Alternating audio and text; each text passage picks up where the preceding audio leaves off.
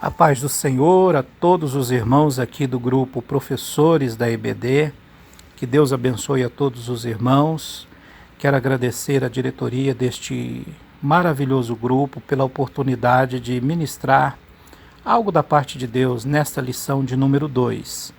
Que Deus abençoe a todos nós no estudo dessas lições. Acredito que será um trimestre maravilhoso, onde nós teremos a oportunidade de pontuar algo necessário, algo urgente da parte de Deus. O apóstolo Paulo se mostra como o cristão mais importante do Novo Testamento, depois, é claro, do nosso Senhor Jesus Cristo, e que tem muito a nos ensinar, tanto através das suas palavras, como também através das suas obras, da sua pessoa. Então, o convite é que nós nos aprofundemos no estudo de Paulo, seus escritos, sua teologia. Há muito de Deus para nós. Lição de número 2, que será estudada nas nossas classes de escola dominical no dia 10 de outubro de 2021. Título bastante sugestivo, que é Saulo de Tarso, o perseguidor.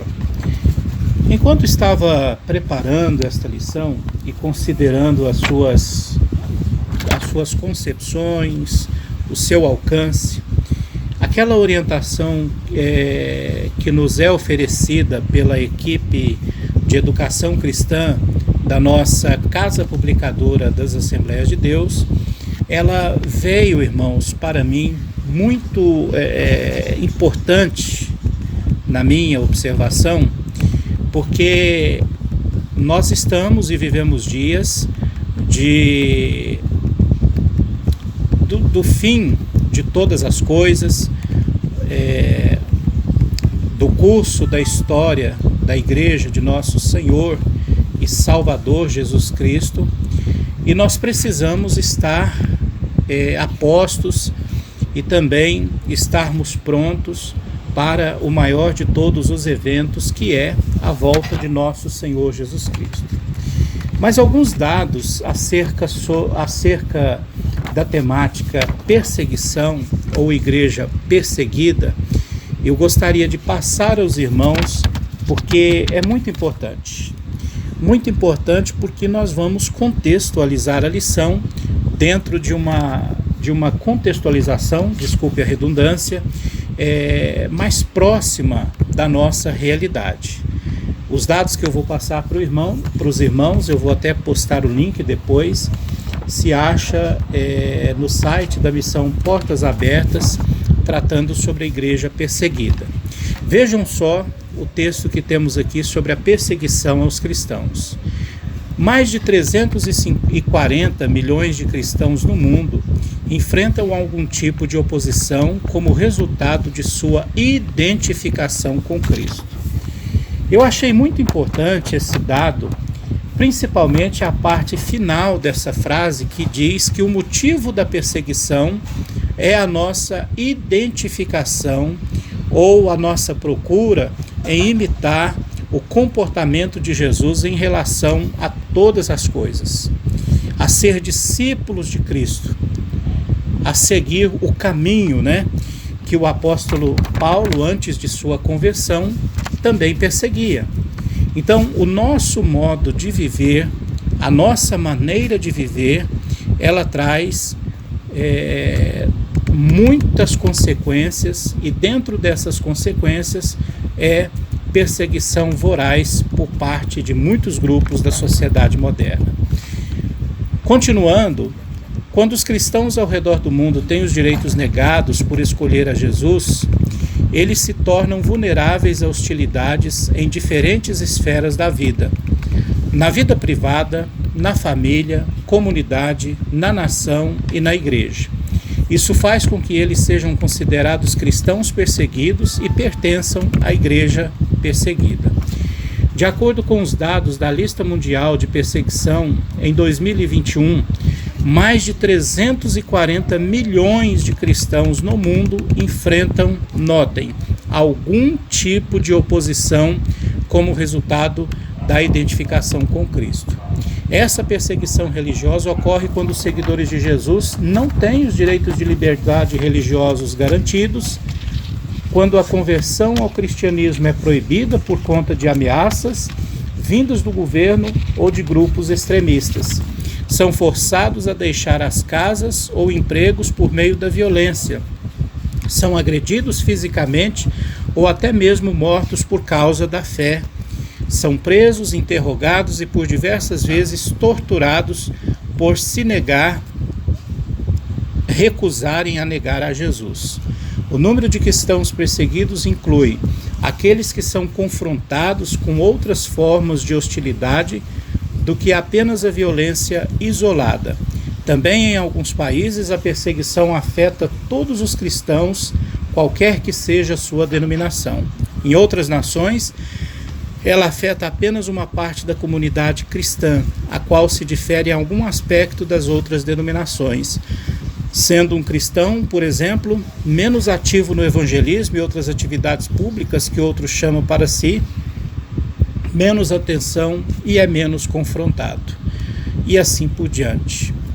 Então, há muitas informações aqui interessantes para nós que vamos dar a nossa aula no próximo domingo ou durante a semana acerca da perseguição, que não é algo distante da nossa realidade brasileira.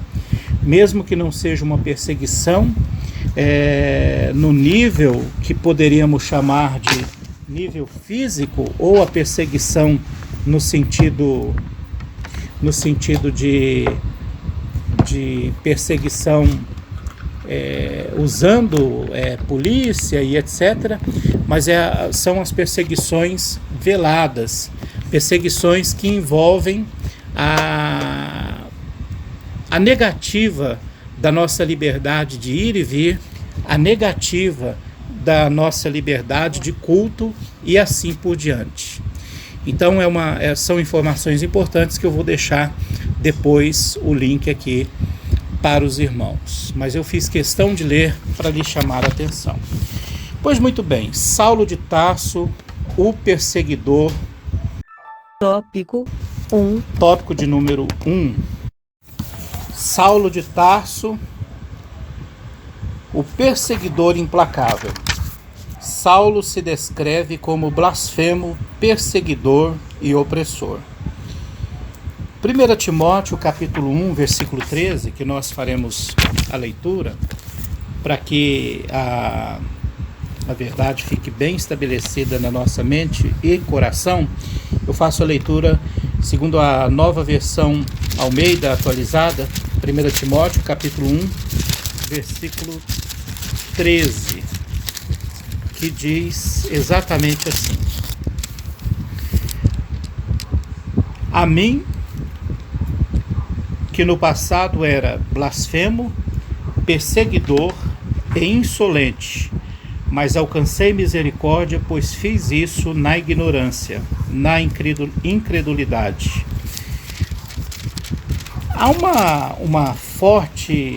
Há fortes indícios e provas, e isso está nos textos bíblicos de maneira bastante clara, de que o apóstolo Paulo sabia exatamente o que estava fazendo.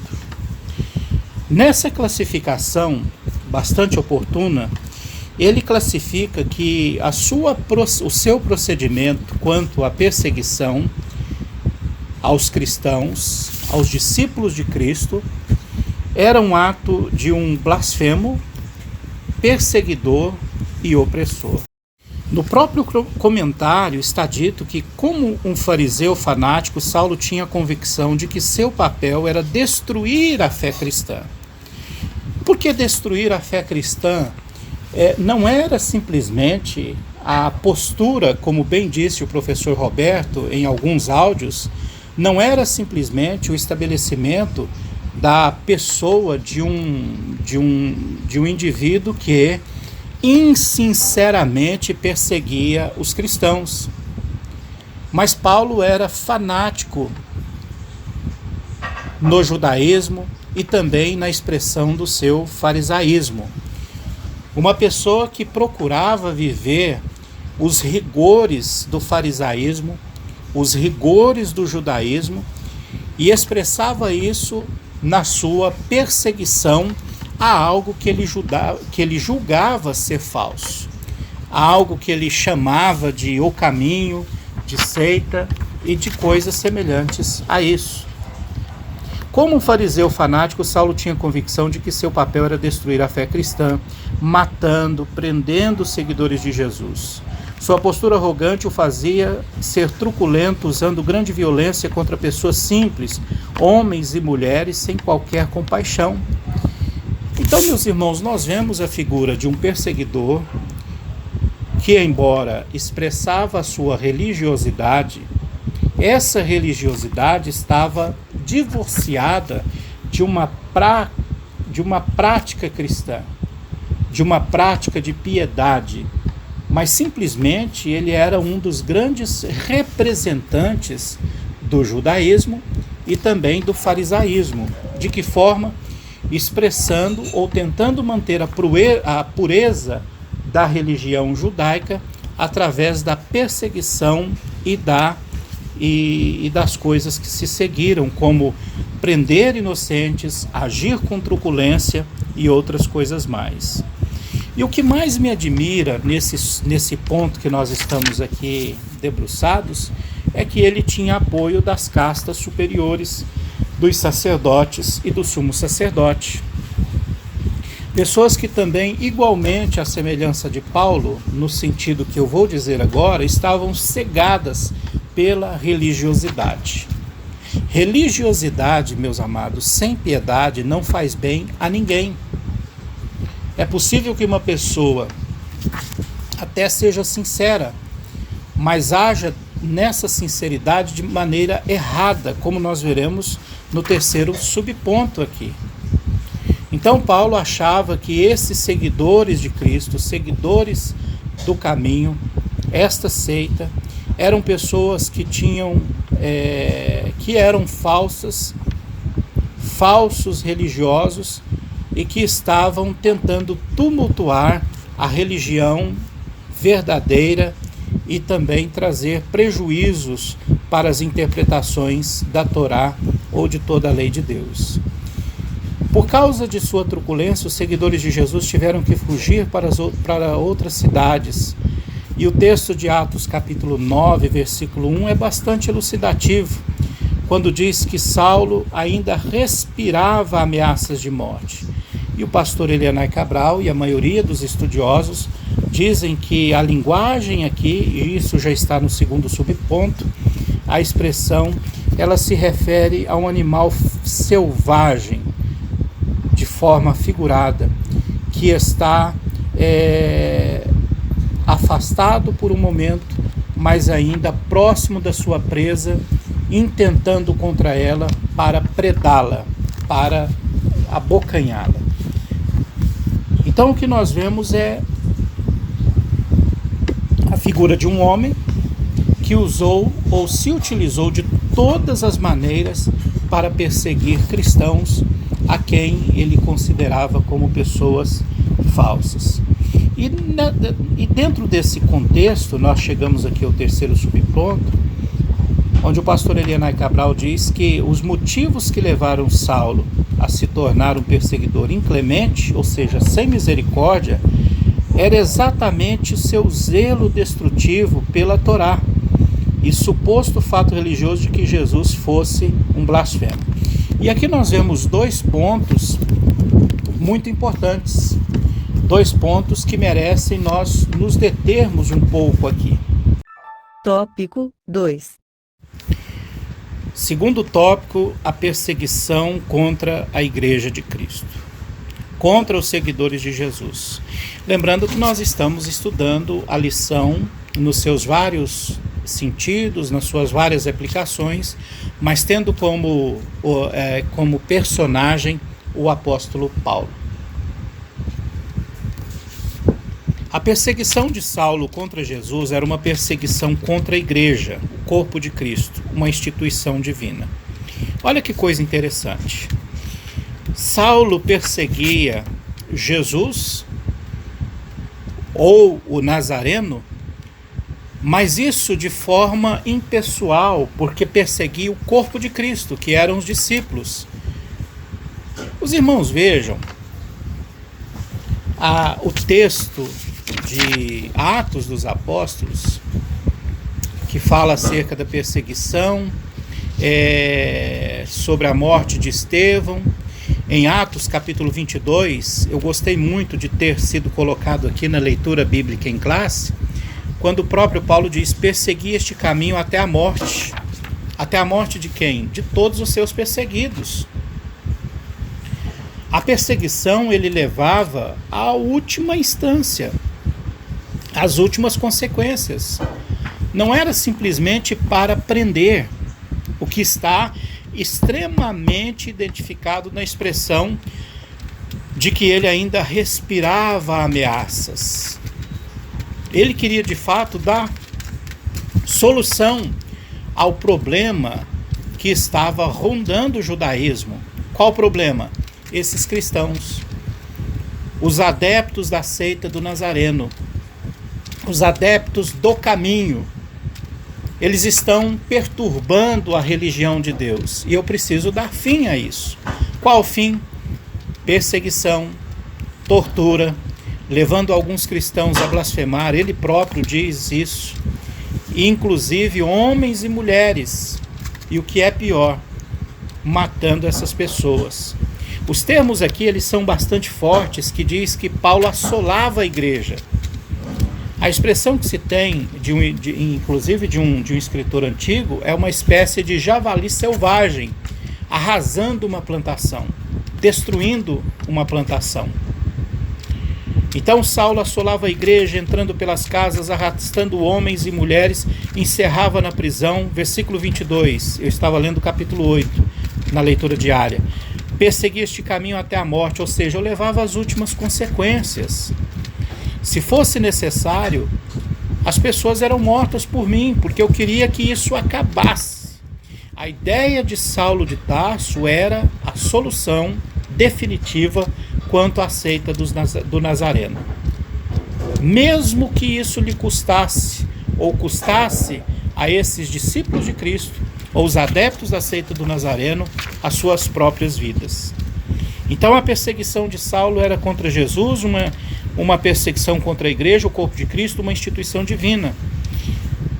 Ao passo que ele respirava ameaças e morte contra os seguidores de Cristo, sua intenção era acabar de vez com a igreja, como já dissemos. Ao atacá-la, Saulo atingiu as pessoas que representavam Cristo, dentre as quais havia um homem arguto, defensor do nome de Jesus. Quem é esse homem? O próprio Estevão. Olha onde, irmãos, o apóstolo, ou então Saulo, exatamente nesse ponto chega. A um discípulo precioso de Cristo Jesus, o próprio Estevão. A forma como a Bíblia retrata o martírio de Estevão é muito interessante. É muito interessante porque apresenta Estevão com o seu discurso, e quando ele é apedrejado, diz que suas vestes foram depositadas aos pés de um jovem chamado Saulo. Então ele assistiu tudo aquilo, aprovou tudo aquilo ali. Por quê? Porque ele levava às últimas consequências. Se por um lado Saulo era um erudito que chamava atenção devido à sua cultura judaica, greco-romana e autoridade na Torá, nós não estamos falando de alguém ignorante. Nós estamos falando de alguém que falava pelo menos as três principais línguas, né? Falava latim, falava hebraico e falava grego e também o aramaico. No mínimo, Paulo era poliglota, entendia de direito, entendia da Torá, entendia no sentido de saber o que estava escrito. Estevão era o erudito também do judaísmo, com uma grande capacidade do espírito para confrontar ideias contrárias aos ensinos de Jesus. O primeiro mártir da igreja era um homem cheio do Espírito Santo, conhecedor profundo da história de seu povo e da teologia judaica. Por isso, quando apontava para Jesus como um clímax da revelação redentora para o mundo, o fazia com autoridade. O discurso inflamado de Saulo e respaldado pelos oponentes dos seguidores de Jesus, deparou-se com outro discurso, mas este proveniente da sabedoria do Espírito. Essa autoridade espiritual de Estevão atraiu a ira dos inimigos de Cristo. Por isso, com pleno conhecimento de Saulo, eles o apedrejaram até a morte. Mas se por um lado eles mataram Estevão, por outro, potencializaram a mensagem do primeiro mártir da igreja. É o efeito bíblico da perseguição. Qual que é o efeito bíblico da perseguição? O aumento da igreja do Senhor. Saulo encontra alguém à sua altura, igualmente sábio, porém com uma diferença. Estevão era cheio do Espírito Santo e de sabedoria. O discurso de Estevão incomoda os mestres do judaísmo. O discurso de Estevão incomoda inclusive a Saulo. Tanto incomodou aqueles mestres judaicos ali, que o que fizeram? Disseram, blasfemou. E o que fizeram com o blasfemo? Estevão o condenaram à morte através do apedrejamento. Uma intolerância religiosa e política contra a igreja atual. Eu gostei muito destas lições, meus irmãos, porque um professor disse que elas vêm exatamente no momento oportuno, né? Muito oportuno. Mas voltando na questão de Estevão aqui, ou continuando na questão de Estevão, me chamou bastante atenção aqui em Atos dos Apóstolos, capítulo de número 7, a partir do versículo 42. Eu até sugiro aos irmãos que leiam todo o capítulo 7, porque fala sobre a defesa de Estevão. No capítulo 6, no último ponto lá, fala sobre Estevão diante do Sinédrio, né? E a partir do capítulo 7 nós temos a sua defesa, o seu discurso. E ele apresenta um conhecimento muito grande da lei de Deus, da palavra do Senhor, muito grande mesmo. E eu acho interessante, o versículo 42 diz: mas Deus se afastou e os entregou à adoração das estrelas do céu, como está escrito no livro dos profetas. Ó casa de Israel, será que foi para mim que vocês ofereceram vítimas e sacrifícios no deserto durante 40 anos? Não é verdade que vocês levantaram o tabernáculo de Moloque, a estrela de Refã, o Deus de vocês, imagens que vocês fizeram para adorar? Por isso vou mandar vocês ao exílio para além da Babilônia. E aí as palavras de Estevão, irmãos, feriram os brios desses mestres judeus, a tal ponto que fizeram exatamente o que nós lemos, o condenaram ao apedrejamento. O discurso inflamado de Saulo e respaldados pelos oponentes dos seguidores de Jesus deparou-se com outro discurso, que é o de Estevão. Por isso, com pleno consentimento de Saulo, está no capítulo 8, versículo 1, eles o apedrejaram. Até quando? Até a morte. Mas se por um lado eles mataram Estevão, por outro potencializaram a mensagem. Como é que as pessoas receberam o discurso de Estevão? Que é muito bem embasado, muito bem estruturado. Como eles ouviram esse homem que chamou atenção. Nós estamos falando aqui de um martírio. Não é simplesmente da morte de alguém com pequenas consequências, mas da morte de alguém que deu um discurso, uma pregação de primeira. E haviam pessoas que estavam ouvindo o que Estevão disse, tanto os seus opositores quanto membros da própria igreja. Então, nesse ouvir deles, do discurso de Estevão, certamente a mensagem ficou em seus corações. E como disse o pastor Elianai Cabral, essa mensagem potencializou a mensagem do Evangelho, potencializou a mensagem de salvação. Coisa gloriosa. Uma intolerância religiosa e política contra a igreja atual.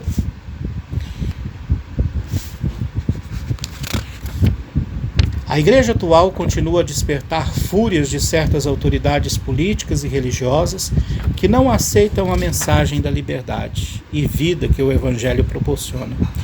Nossos irmãos que servem a Deus em países políticos e religiosamente fechados para o Evangelho continuam a pagar com a própria vida a fidelidade à mensagem de Cristo. Oremos pela igreja perseguida.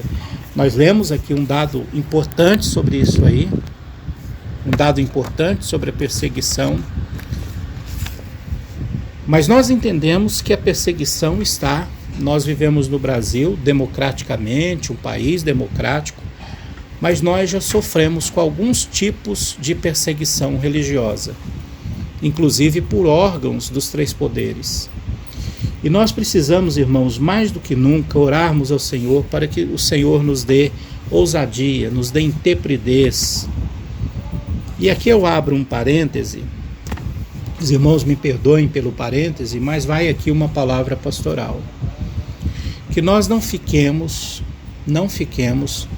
com vergonha, com rubor de orientar os nossos irmãos quanto a votar de forma correta. A colocar, no mínimo, pessoas com temor a Deus nas nossas câmaras municipais, nas prefeituras, na Assembleia Legislativa, nos palácios, nos governos do Estado,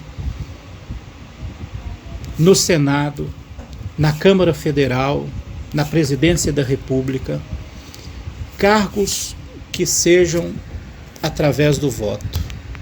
Que nós tenhamos essa consciência de orientar os nossos irmãos a votar, procurar errar o quanto menos.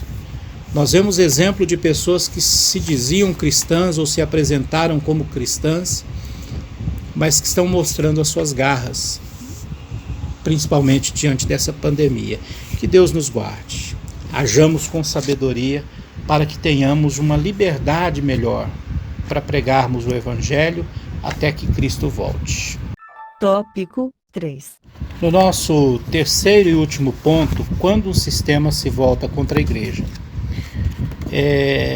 A lição, irmãos, é bastante prática, não é uma lição de cunho teológico, há algumas implicações teológicas, mas é uma lição mais prática, talvez a mais prática desse trimestre. A primeira pergunta no primeiro subponto aqui é: como era a perseguição contra os primeiros discípulos? Saulo de Tarso liderou uma perseguição contínua e violenta.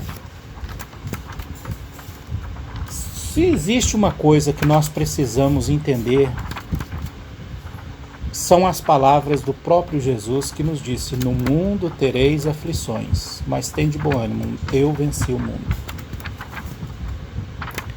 Nós precisamos fazer as pessoas nos entenderem, os crentes, aqueles que estão, os nossos alunos, sob nossa responsabilidade, de que perseguições são próprias para cristãos. Nós seremos perseguidos. Nós passaremos por tribulações. Passaremos por problemas. Mas existe algumas misérias que têm surgido na nossa nação e no mundo, como o maldito triunfalismo, teologia da prosperidade, que pregam e ensinam um evangelho entorpecente, um evangelho anestésico, que retira das pessoas a possibilidade de passar por perseguição, de passar por problemas, de passar por momentos de perseguição ou de tribulação. Eu achei interessante o que Jesus disse em Mateus capítulo 5, versículo 11. Bem-aventurados são vocês quando por minha causa os insultarem e os perseguirem e mentindo disserem todo mal contra vocês. Alegrem-se e se exultem, porque é grande a sua recompensa nos céus, pois assim perseguiram os profetas que foram antes de vocês. Então, na mente de Jesus havia a clara acepção, o claro conceito, a clara verdade de que a perseguição, de que as tribulações, elas são possíveis e esperadas na vida do cristão. Não que nós queiramos passar por isso, mas que são inevitáveis, por causa da nossa postura, por causa do nosso compromisso com o Evangelho, por causa do nosso compromisso com a Palavra de Deus, a defesa de valores espirituais que a igreja tem. A igreja é o que está escrito na Palavra de Deus, e eu faço questão de ler aqui com os irmãos. 1 Timóteo, capítulo 3, versículo 15.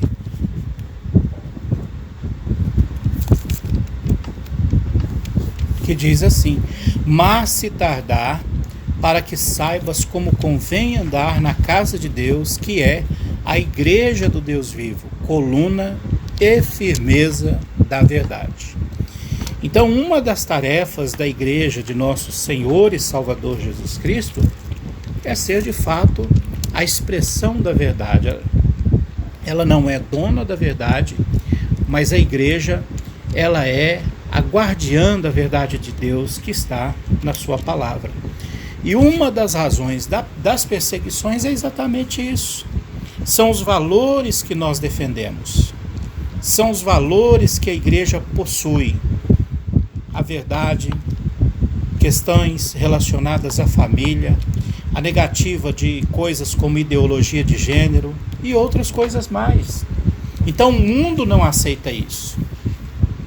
Isso faz mal. A igreja é um corpo estranho que causa náuseas em um mundo putrefato, que está a cada dia pior.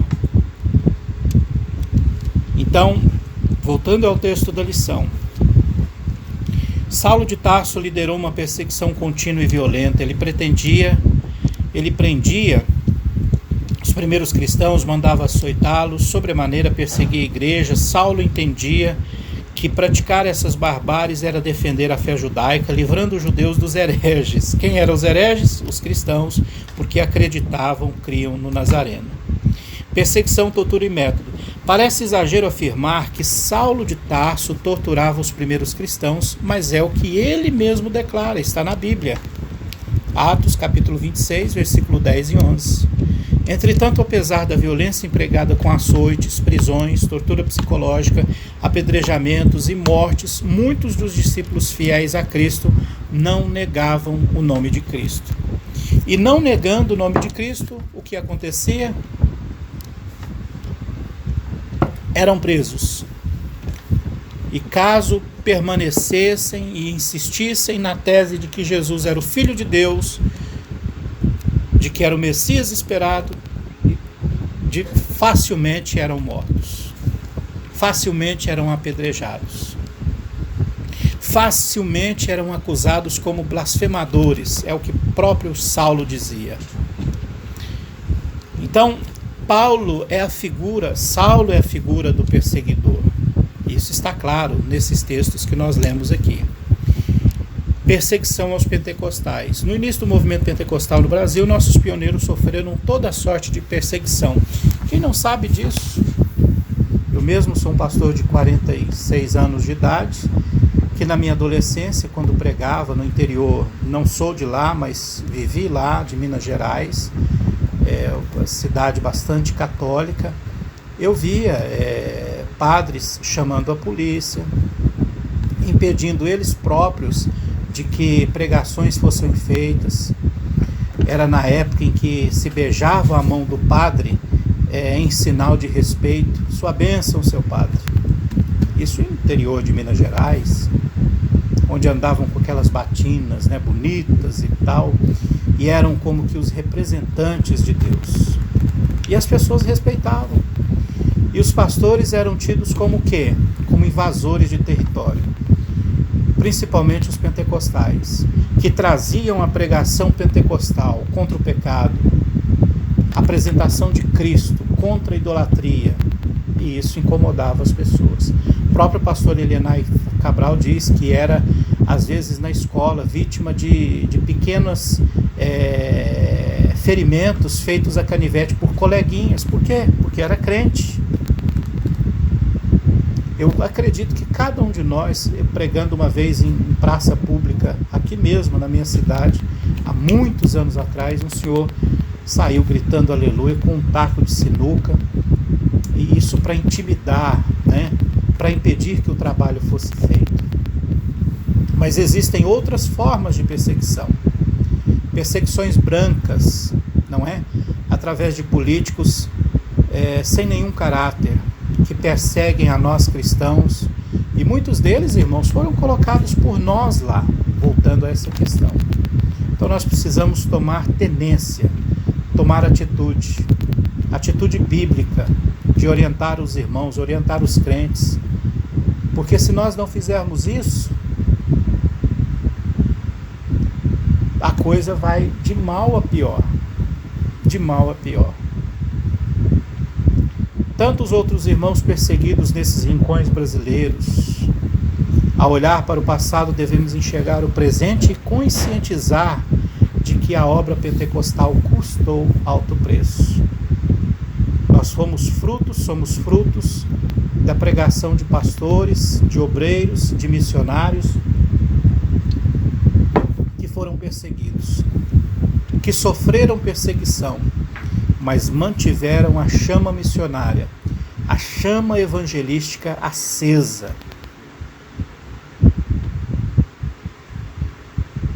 Precisamos tomar tenência, precisamos atentar para isso. Nós não podemos, é claro, que precisamos viver vida quieta, sossegada, mas eu vejo que ultimamente nós andamos, e muitos andam, amiguinhos demais do mundo. E isso traz ao que a Bíblia diz: o que constitui-se amigo do mundo, constitui-se inimigo de Deus. Cantores se apresentando aí em canais de televisão, perdendo o poder de testemunhar de Cristo, e de repente aparecendo aí em centros espíritas, pregando tolerância, contra a intolerância, mas a que preço? Ao preço de acertar como verdadeiro aquilo que a palavra de Deus condena. Então nós precisamos ver isso com mais cuidado, ver isso com mais temor e respaldo na Escritura Sagrada.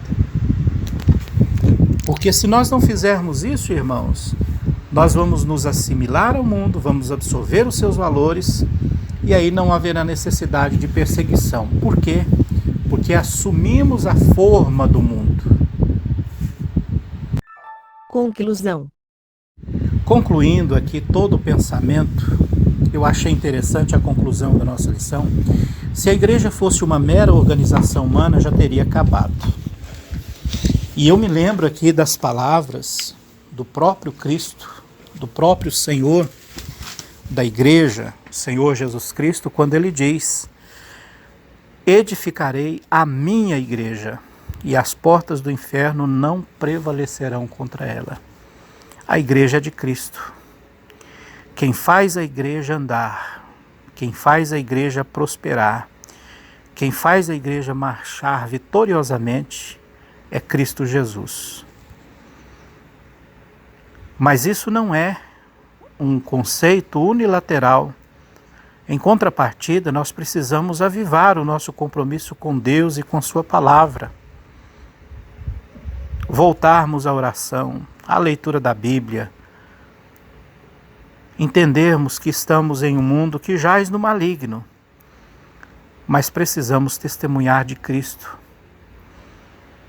De ter posturas corretas e bíblicas nesse contexto que nós estamos aí, principalmente no contexto político que vivemos aqui no nosso país, para que alguma coisa mude, até que Cristo volte. E só vai mudar, irmãos, no sentido humano, quando nós tivermos atitudes corretas.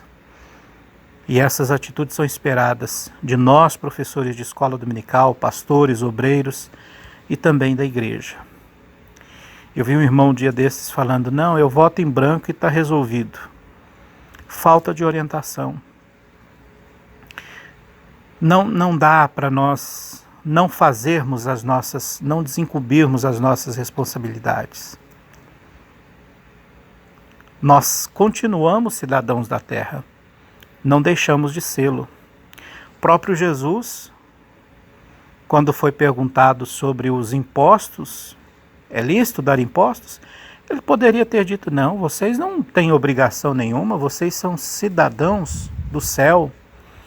Mas ele perguntou, o que está escrito aí na moeda? O que tem na moeda? César. Então, dai a César o que é de César e a Deus o que é de Deus. Saber separar as coisas, saber viver como cidadãos, refletindo os valores do reino de Deus. Aqui na sociedade, no caso brasileira. Viver a cidadania terrestre, refletindo a cidadania celeste. Que Deus abençoe a todos os amados irmãos, em nome de Jesus.